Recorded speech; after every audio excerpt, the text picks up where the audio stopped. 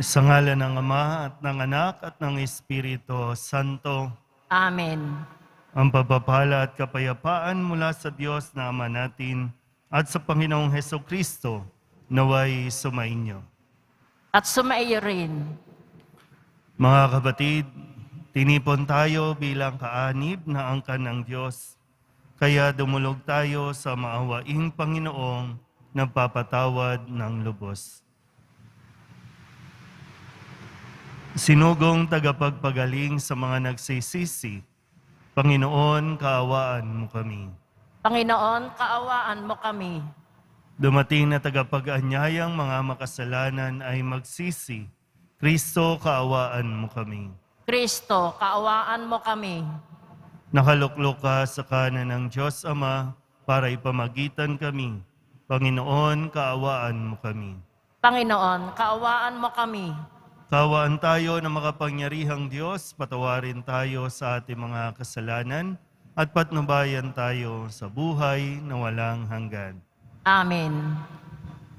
Manalangin tayo. Ama naming makapangyarihan, mapasa amin nawa ang kakayahang gumanap na kaloob ng Espiritu Santo upang sundin ang loob mo at magawa namin ang kasiyasiya sa iyo. Sa pamamagitan ni Jesucristo, kasama ng Espiritu Santo, magpasawalang hanggan. Amen. Magsiupo ang lahat. Pagbasa mula sa mga gawa ng mga apostol. Samantalang nasa Corinto si Apolos, si Pablo na may naglagos sa mga dakong bulubundukin ng lalawigan hanggang dumating sa Epeso. May natagpuan siya roong ilang alagad at tinanong niya, "Tinanggap na ba ninyo ang Espiritu Santo nang sumampalataya kayo?"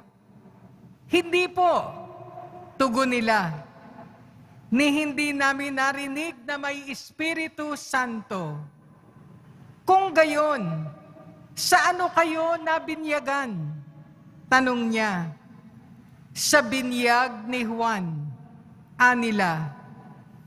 Sinabi ni Pablo, ang binyag ni Juan ay tanda ng pagsisisi.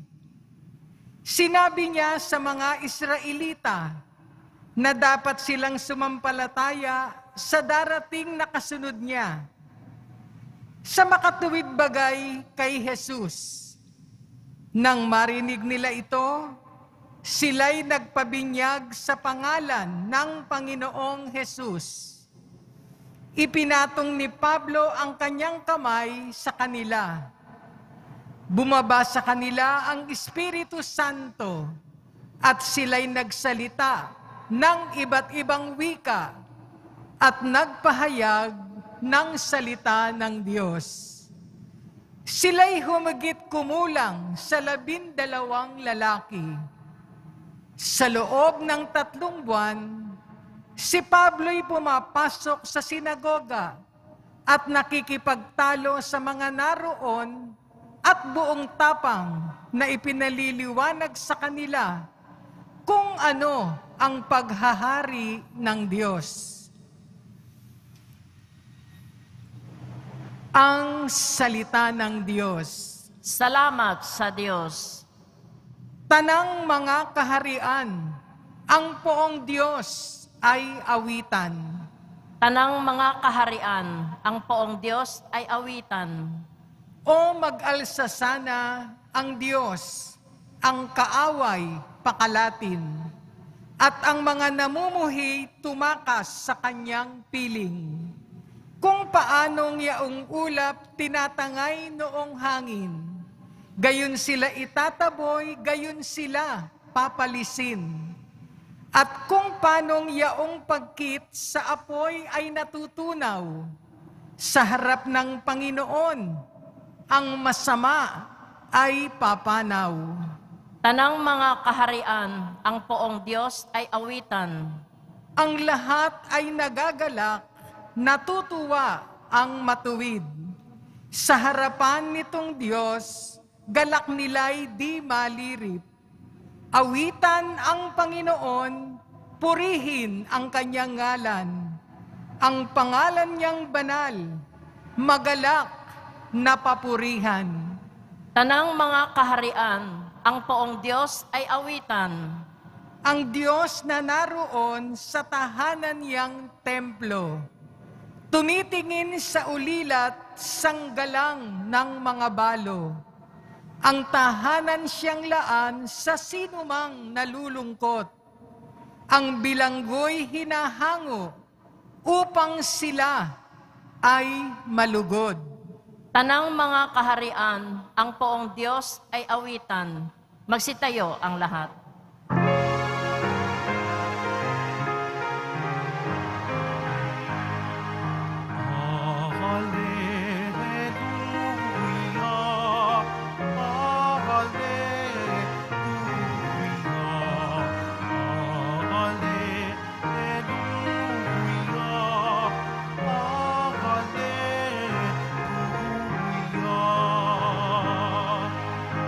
Kayong kay Kristo na buhay ay sa langit nakalaan upang kay Kristo pumisan. Alleluia, alleluia,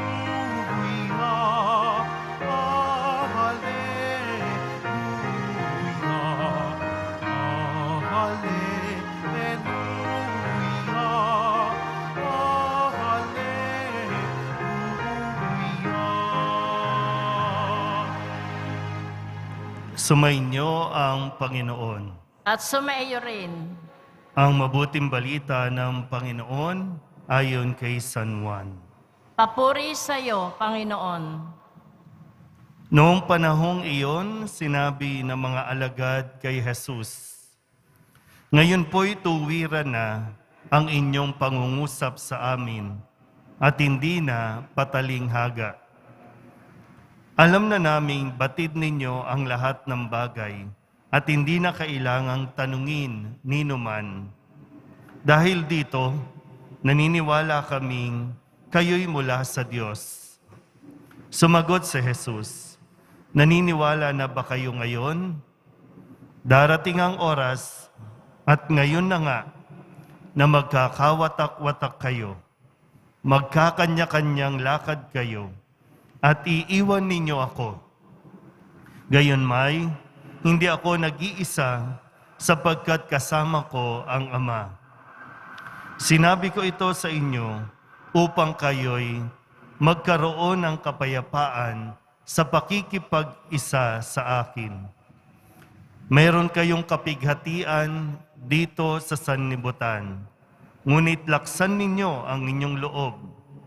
Napagtagumpayan ko na ang sanlibutan." Ang mabuting balita ng Panginoon. Pinupuri ka namin, Panginoong Heso Kristo. Magsiupo ang lahat. Isang magandang araw po sa inyong lahat. Tayo po ay nasa ikapitong linggo ng Pasko ng Pagkabuhay, bagamat kahapon ay atin pong ipinagdiwang ang pag-akyat ni Jesus sa langit. At matapos niyan, yung ipagdiriwang natin ay ang pagbaba ng Espiritu. No? Ito pong tinatawag nating Pentecost. So sa susunod na linggo, ito naman po ang ating ipagdiriwang. So ngayong araw na ito ay binibigyan tayo ng mensahe na nawa pakinggan mo ng mabuti dahil ito ang magpapalakas ng iyong loob.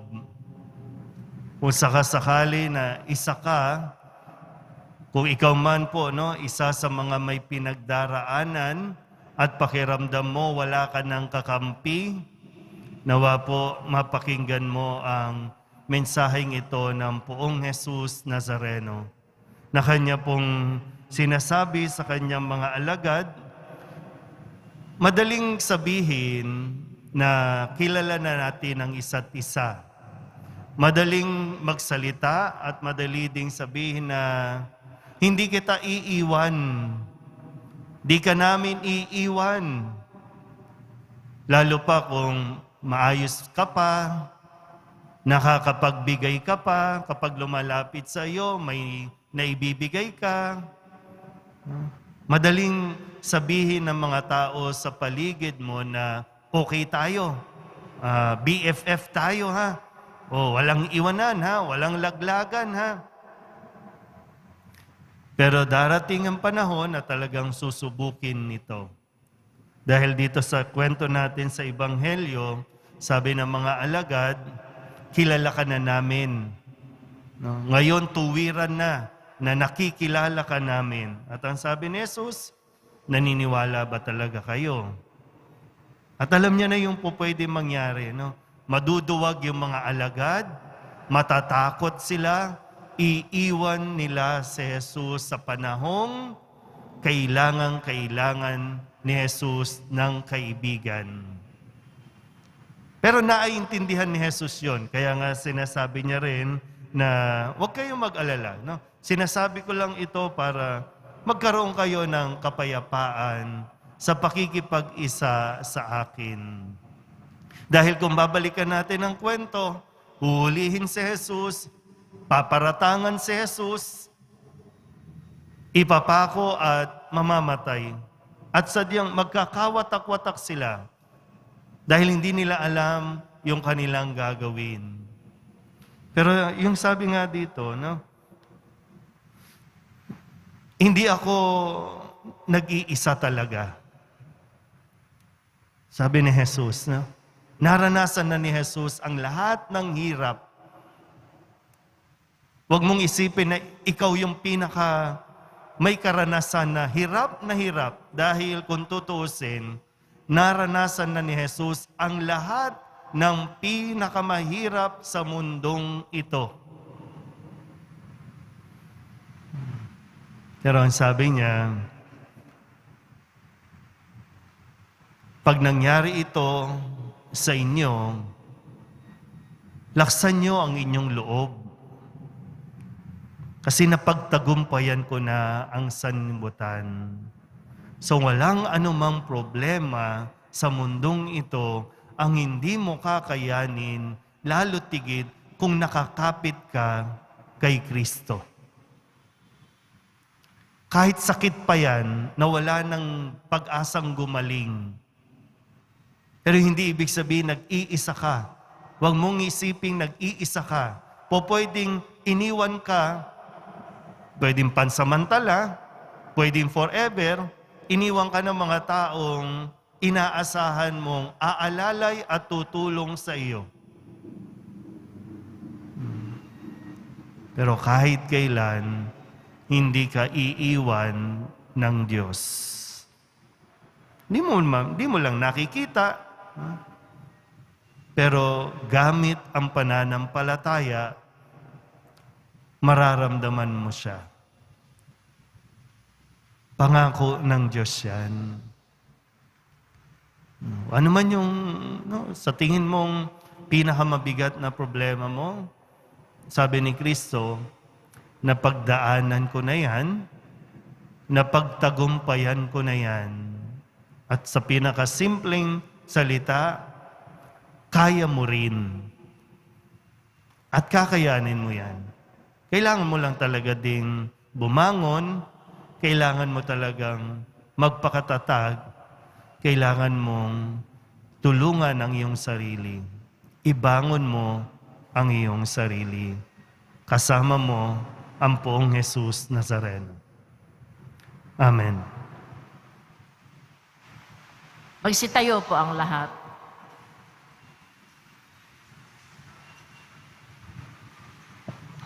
Pagkatapos mapagtagumpayan ni Jesus ang mundo, isinugo niya ang Espiritu upang tulungan tayo sa mga hinaharap nating pagsubok at sa ating misyon na magpatotoo sa Kanya. Manalangin tayo upang pagkalooban tayo ng lakas at tilingin ang Kanyang tulong sa ating mga pangangailangan. Ang ating pong itutugon, Panginoon, loobin mong makasalo kami sa iyong tagumpay. Panginoon, loobin mong makasalo kami sa iyong tagumpay. Ang mga inuusig, naway magkaroon ng lakas ng loob na manindigan sa kanilang paniniwala. Manalangin tayo. Panginoon, loobin mong makasalo kami sa iyong tagumpay. Ang mga natutukso, naway mapaglabanan ng kanilang kahinaan sa pamamagitan ng biyaya ng banal na Espiritu. Manalangin tayo. Panginoon, loobin mong makasalo kami sa iyong tagumpay. Ang mga nag-aalay kay Kristo ng kanilang gawain, propesyon at negosyo, naway makatanggap ng lakas sa pagtupad ng kanilang mga tungkulin sa Kristiyanong paraan. Manalangin tayo. Panginoon, loobin mong makasalo kami sa iyong tagumpay. Ang mga may sakit, naway makaranas ng nakapagpapagaling na haplos ng banal na Espiritu. Manalangin tayo. Panginoon, loobin mong makasalo kami sa iyong tagumpay. Ang mga namayapang tapat sa Panginoon, naway magtamasa ng maningning na bukang liwayway ng buhay na walang hanggan. Manalangin tayo. Panginoon, loobin mong makasalo kami sa iyong tagumpay. Idulog din natin sa Panginoon ang ating mga personal na kahilingan at mga panalangin para sa ating mga pamilya.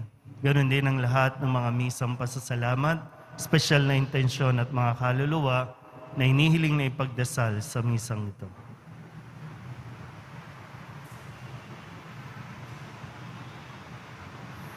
Ang lahat ng ito inihiling namin sa ngalan ni Kristong aming Panginoon. Amen. Magsiupo ang lahat.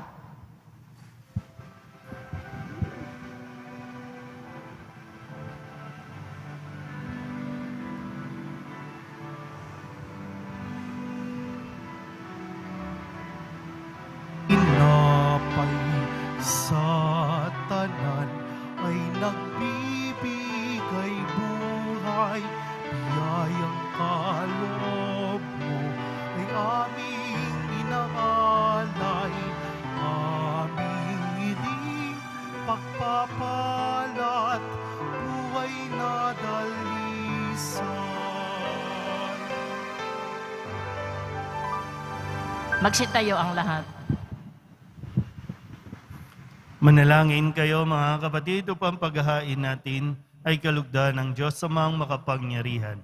Tanggapin nawa ng Panginoon ito paghahain sa iyong mga kamay sa kapurihan niya at karangalan sa ating kapakinabangan at sa buong sambayanan niyang banal. Ama naming lumikha, kami naway makapaghain ng ginanap ng anak mong giliw sa ikapagpapatawad ng mga kasalanan namin at ang aming kalooban ay iyong palakasin. Sa pamamagitan ni Jesucristo kasama ng Espiritu Santo, magpasawalang hanggan. Amen. Sumainyo ang Panginoon. At sumaiyo rin. Itaas sa Diyos ang inyong puso at diwa. Itinaas na namin sa Panginoon. Pasalamatan natin ang Panginoong ating Diyos. Marapat na siya ay pasalamatan. Ama naming makapangyarihan, tunay ngang marapat na ikaw ay aming pasalamatan. Ngayong ipinagdiriwang ang paghahain ng Mesiyas, ang maamong tupa na tumubos sa aming lahat. Ang katawan ng anak mong sa krus sa bayubay ay handog ng pag-ibig na walang kapantay. Ito ang paghahaing ganap mong kinalugdan. Ito ang nilonggati ng dating pag-aalay. Ang buong sarili ng anak mong si Jesus ay inihain sa iyo upang kami matubos. Siya ang dambana at paring naghahandog. Siya pa rin ang tupang handog na ibinukod. Kaya kaysa ng mga anghel na nagsisiawit ng papuri sa iyo nang walang humpay sa kalangitan, kami nagbubunyi sa iyong kadakilaan. Santo, Santo, Santo, Panginoong Diyos ng mga hukbo, napupuno ang langit at lupa ng kadakilaan mo, o sana sa kaitaasan. Pinagpala ang naparirito sa ngalan ng Panginoon, o sana sa kaitaasan. Magsiluhod ang lahat. Ama naming banal, ikaw ang bukal ng tanang kabanalan. Kaya't sa pamamagitan ng iyong Espiritu, gawin mong banal ang kaloob na ito upang para sa aming maging katawan at dugo ng aming Panginoong Hesus Kristo. Bago niya pinagtiis ang kusang loob na maging handog, inawakan niya ang tinapay, pinasalamatan kaniya, binaghati-hati ni ayon, iniabot sa kanyang mga alagad at sinabi, "Tanggapin ninyong lahat ito at kanin, ito ang aking katawan na ihahandog para sa inyo."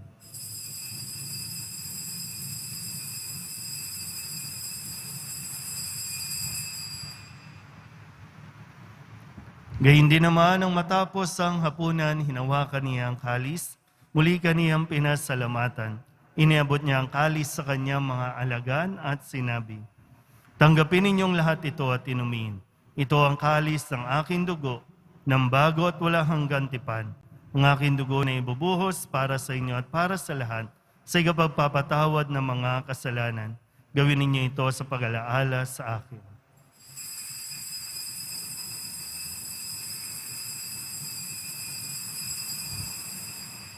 Magsitayo ang lahat.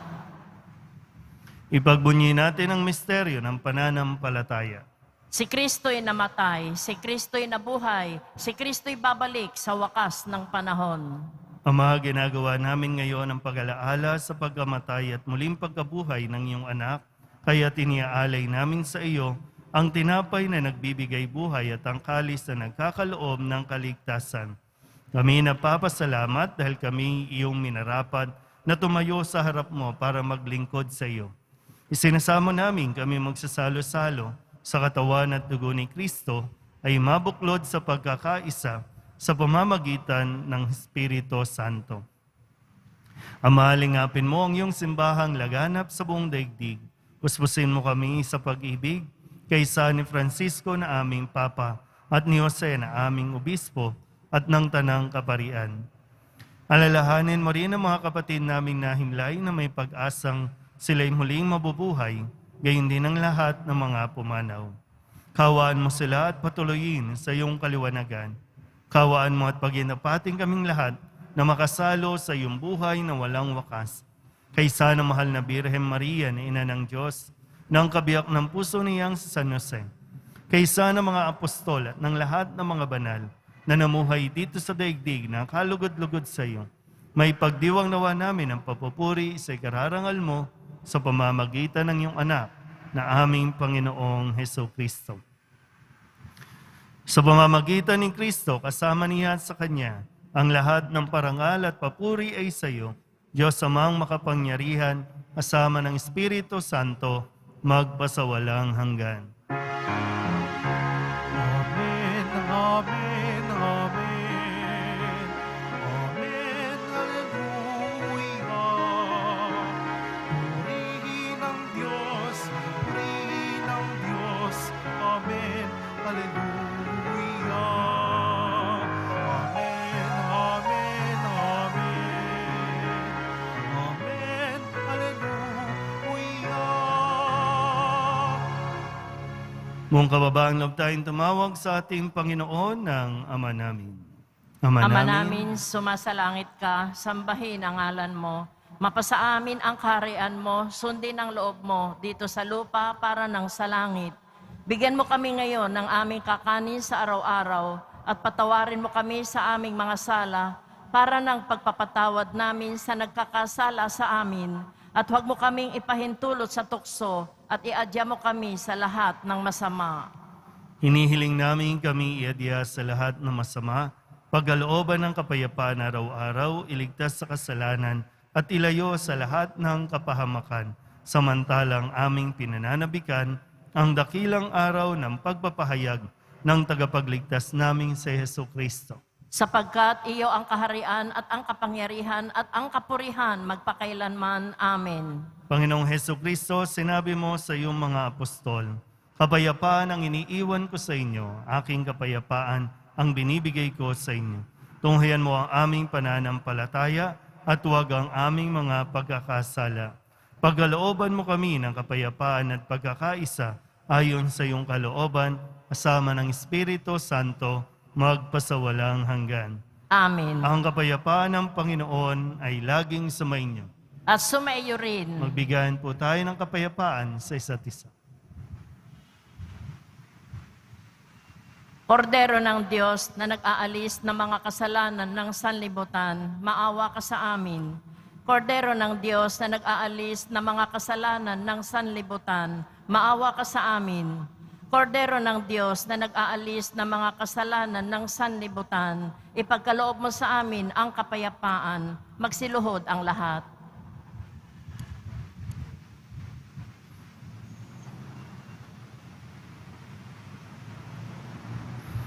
Ito ang kordero ng Diyos.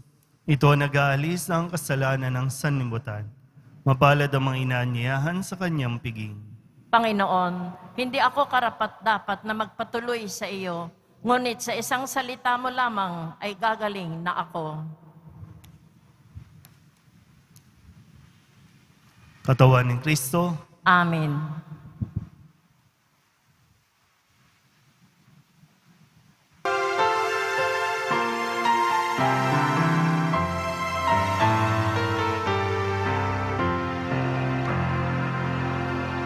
Si Jesus Nazareno, Hallelujah, makalangit na sugo, Hallelujah, ay naglingkod na tunay, Hallelujah, hanggang sa siya'y mamatay, Hallelujah.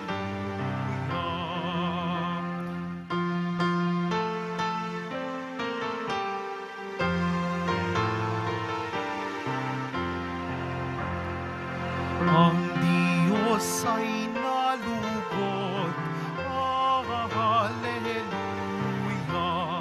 sa kanyang abang lingkod, Hallelujah, si Jesus Nazareno, Hallelujah, hari siya ng buong mundo, Hallelujah.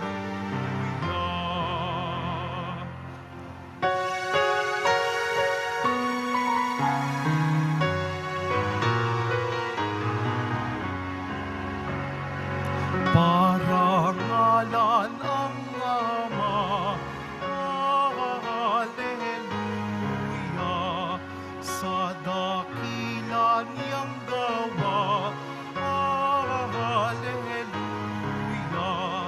binuhay niya si Kristo,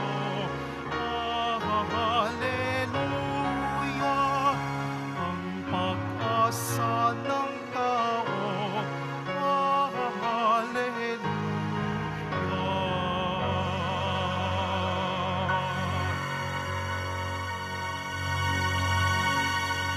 Iyo na po ang lahat.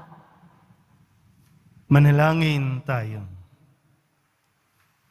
Ama naming mapagmahal, manatili kang kapiling ng iyong sambayanan na ngayoy pinapakinabang mo sa iyong sariling buhay at gawin mong kami pasulong na makahakbang mula sa dati naming pagkamakasalanan patungo sa pagbabagong nagdudulot ng iyong kabutihan sa pamamagitan ni Jesucristo kasama ng Espiritu Santo magpasawalang hanggan. Amen. Sumainyo ang Panginoon. At sumaiyo rin. Manalangin tayo para sa pagbabasbas.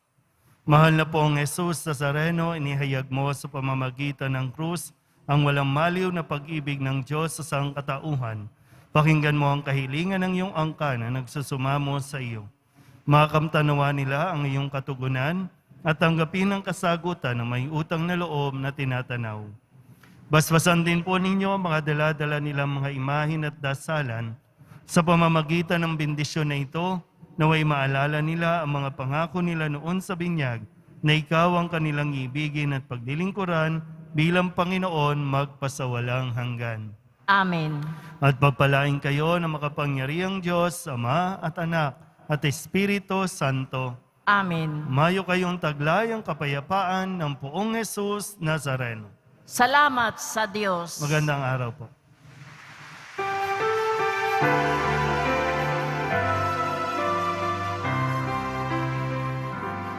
Nuestro Padre Jesús Nazareno, sinasamba ka namin.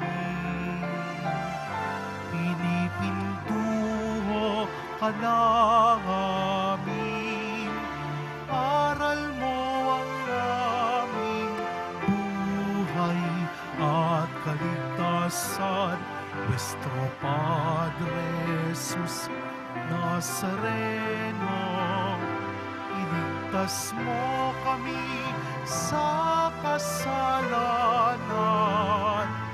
Ang krus mong kinamatayan ay sagisag ng aming kaligtasan. Nuestro Padre Jesus Nazareno, dinarang